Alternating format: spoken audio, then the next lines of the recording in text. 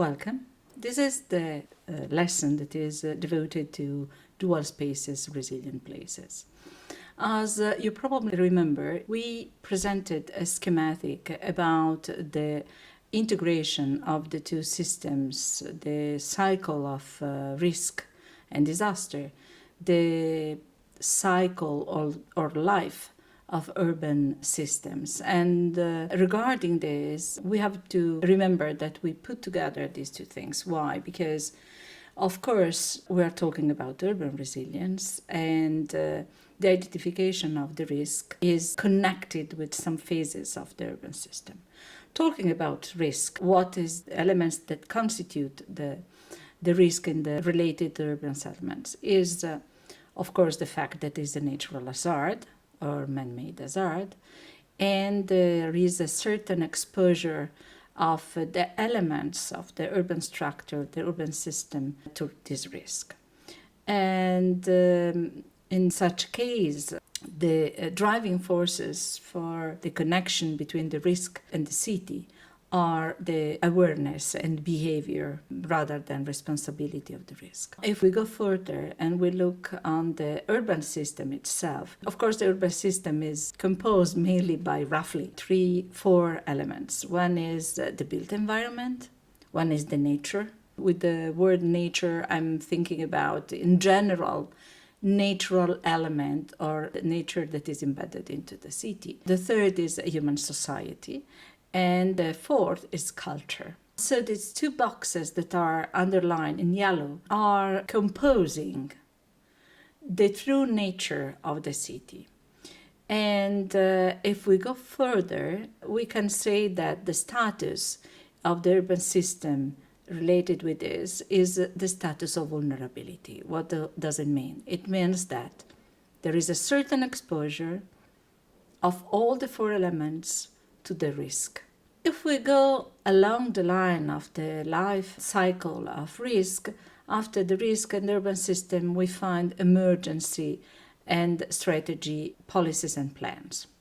This is another point that is related with what is mainly the post of an event.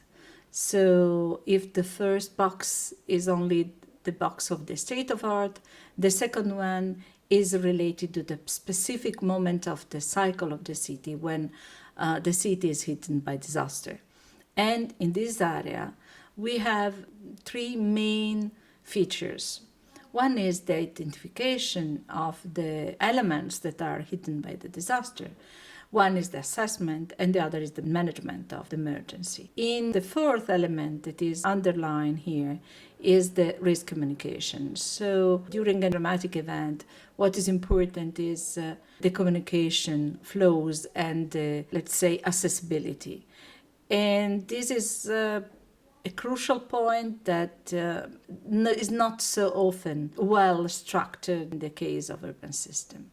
The status of the city is mainly the status of adaptability of the system, because is in the trouble is not stable and it has to be adaptable to the situation. Linked to the third box, we have something that is a survival after phase, that is after the disaster happened.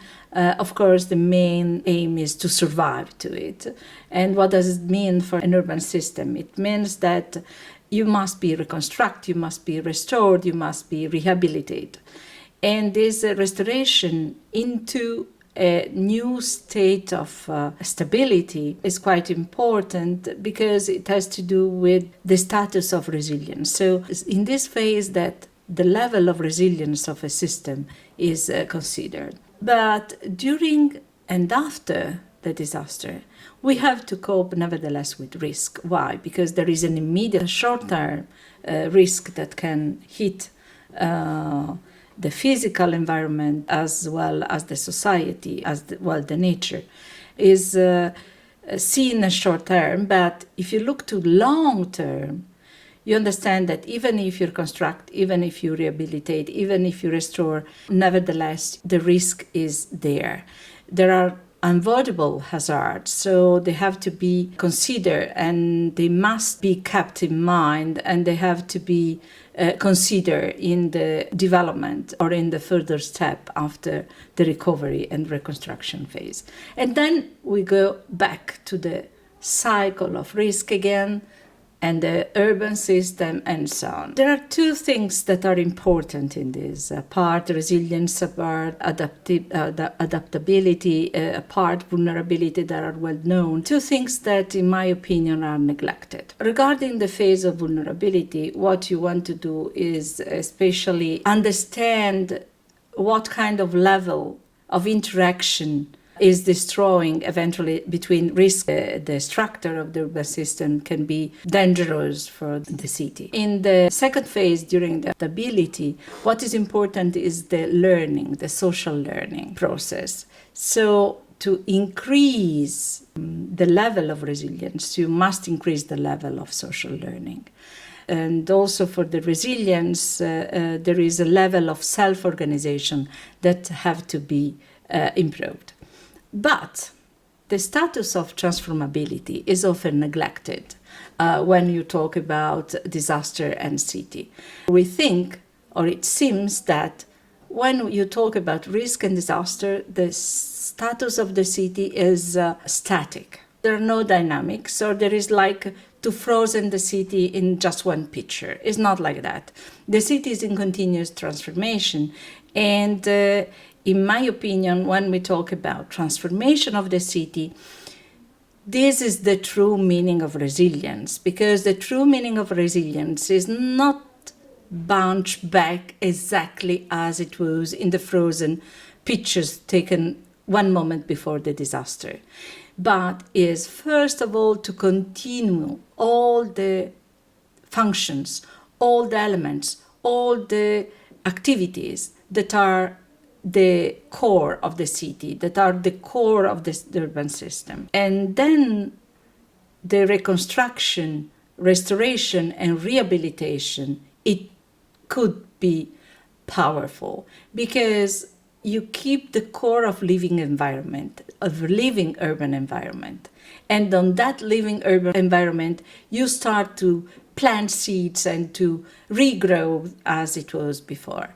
And again, what is important and what is the action where we can work as urban planners? Our main task is to work especially in preparedness. Preparedness means before, let's say in pre-state, before, to work on what we can do in order to set and assess things that can face the interaction with the risk.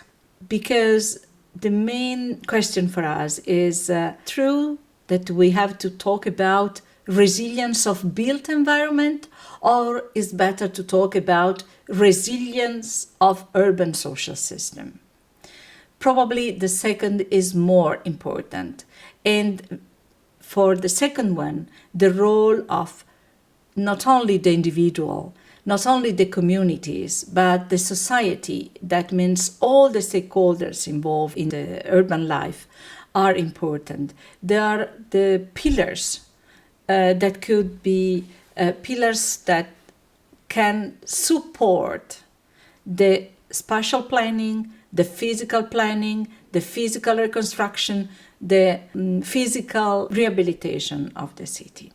Because the physical reconstruction can be done all the time. Looking to the recent event in Italy, for instance, talking about the Friuli case in 1976, the physical space, the villages, the cities, the buildings were rebuilt.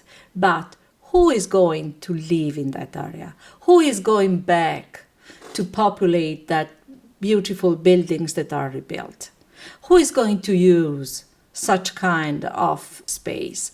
And are we sure that despite the fact that they are really safe in terms of structure and architecture and engineer features, they are safe also for a good life, for a comfortable life for a society that is going to live there. Unfortunately, if we do not consider it, we have to remember that, like in the case of Friuli, some areas that were rebuilt are abandoned. So the emphasis put it into the human aspect of urban system, on the society that are the main component of urban system, is leading us to work on this concept of, as explained before, of dual space.